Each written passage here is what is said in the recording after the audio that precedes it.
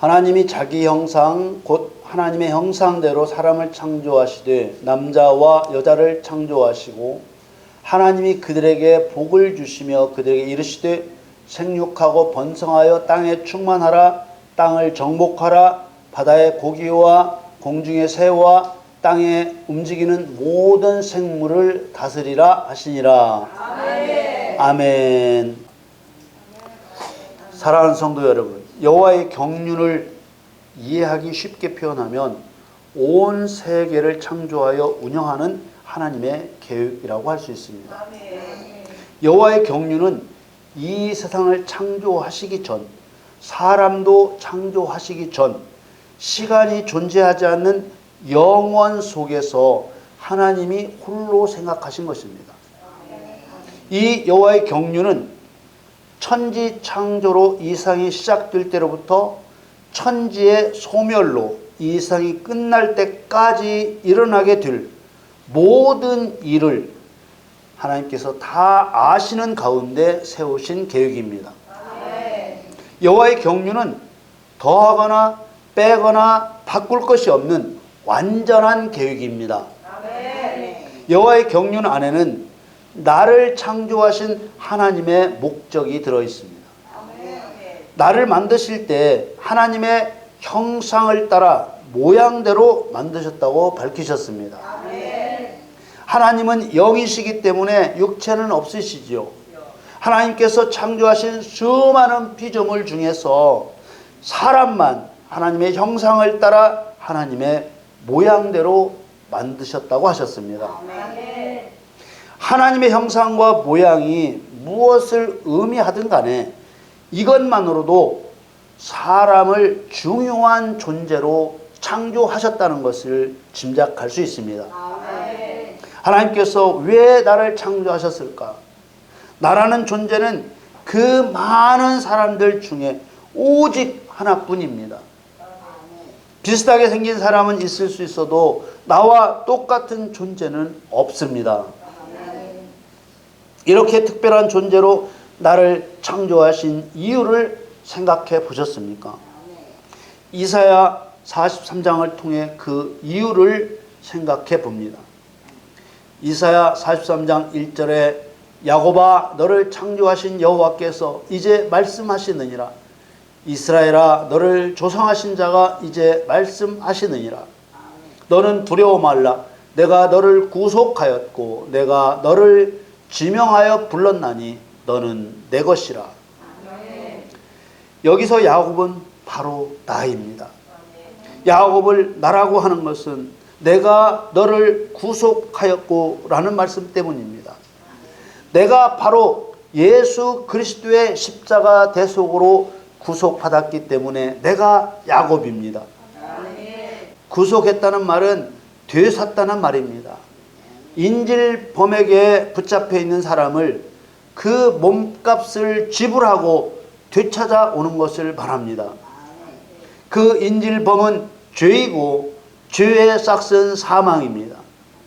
예수님은 나를 돈 주고 되찾아 온 것이 아닙니다.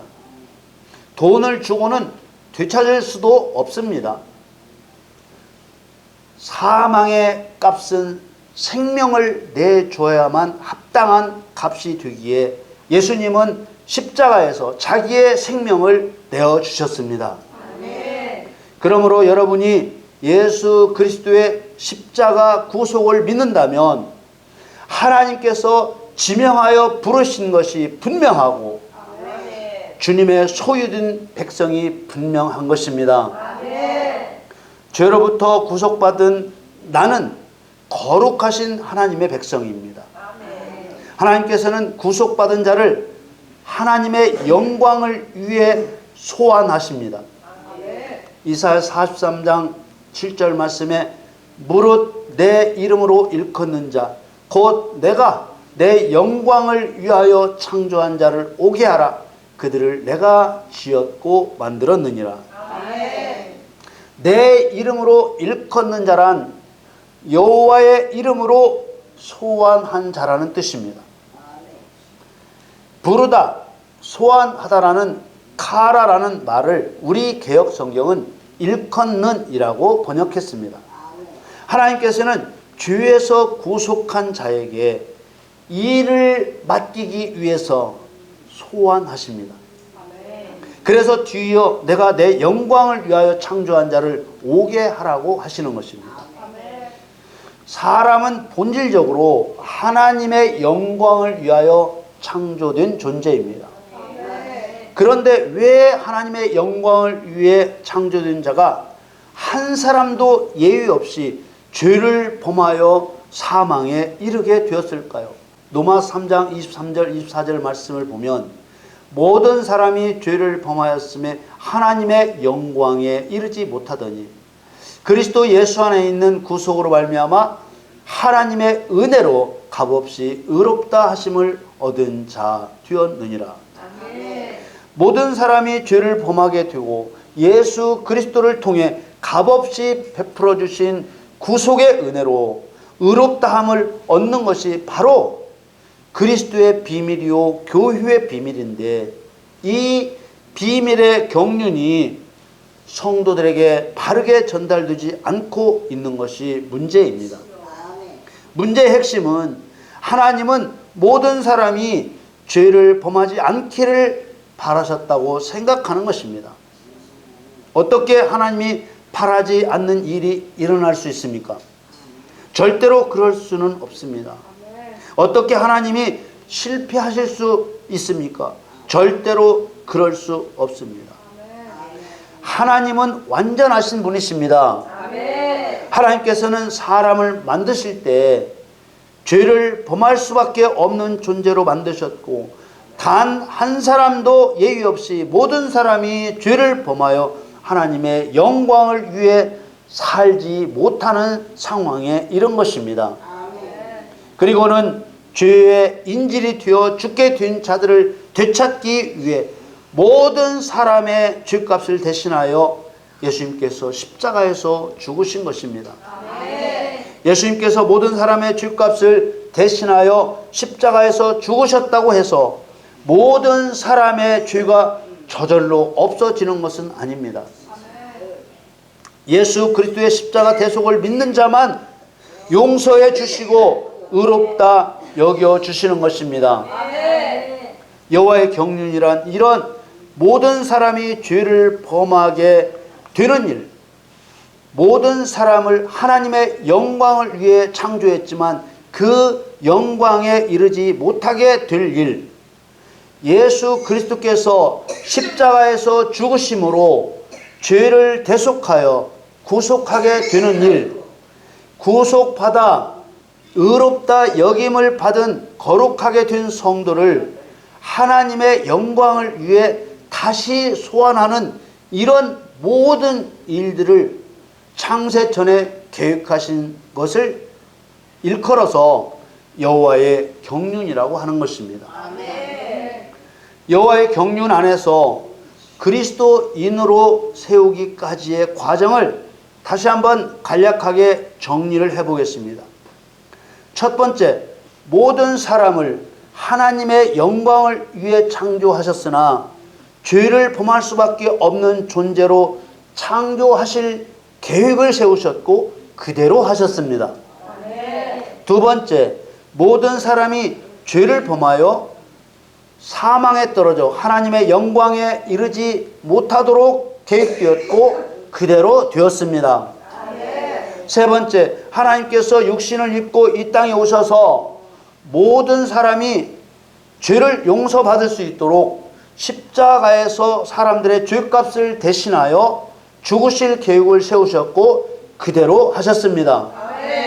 네 번째, 예수님의 십자가 대속을 믿는 자는 죄를 용서받고 의인으로 여김받는 그리스도인이 되게 하실 계획을 세우셨고 그대로 하셨습니다.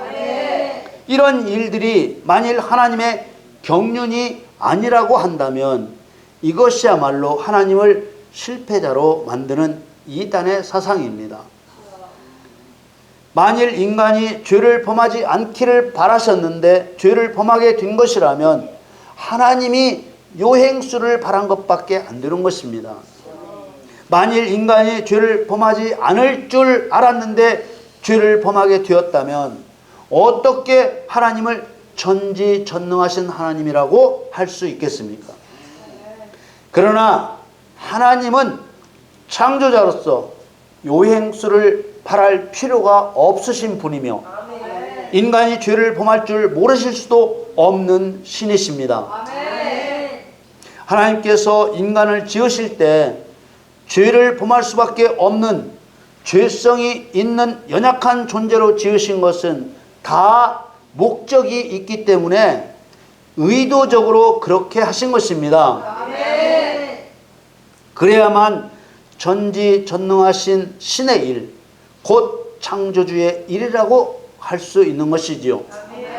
하나님께서는 은혜를 입혀 구속해 주신 죄인을 의롭다 여기시며 소환하셨습니다.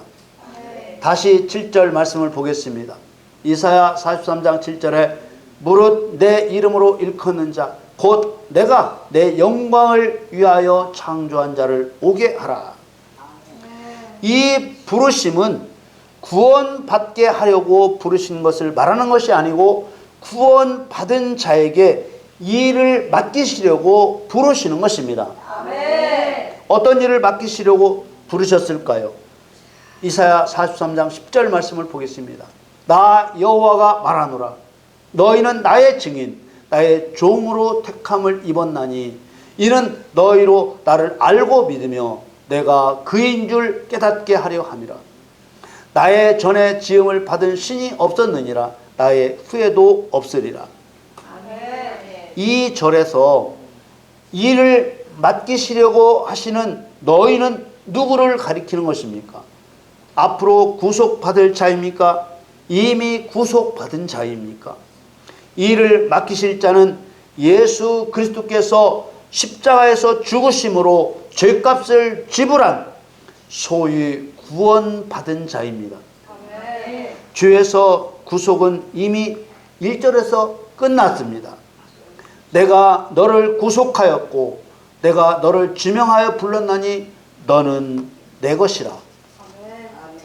이렇게 구속받은 성도를 소환하여 일을 맡기는데 그럼 맡기시는 일은 어떤 일입니까? 10절을 다시 보시죠. 나 여호와가 말하노라. 너희는 나의 증인 나의 종으로 택함을 입었나니 이는 너희로 나를 알고 믿으며 내가 그인 줄 깨닫게 하려 함이라. 나의 전에 지음을 받은 신이 없었느니라. 나의 후에도 없으리라. 여호와만이 유일한 신이시라는 것을 증거하는 증인이며 종으로 일하도록 택함을 입고 부름을 받은 것입니다. 창조주이신 여호와께서 자신만이 신이시라는 것을 도대체 누구에게 알게 하시려는 것일까요? 하나님께서는 구속받은 그리스도인을 통해서 여호와의 유일신 되심을 부정하며 멸시하는 사단에게 여호와가 어떤 분이신 줄 알게 하라는 것입니다. 사단에게 어떻게 알게 합니까? 하나님의 권능으로 사단을 결박하고 쫓아내고 빼앗고 유황으로 타는 영원한 불구덩이 속에 던져 넣음으로써 알게 하라는 것입니다. 사단에게 좋은 말로 알게 하는 것이 아닙니다. 진멸을 통해서 강제로 알게 하는 것입니다.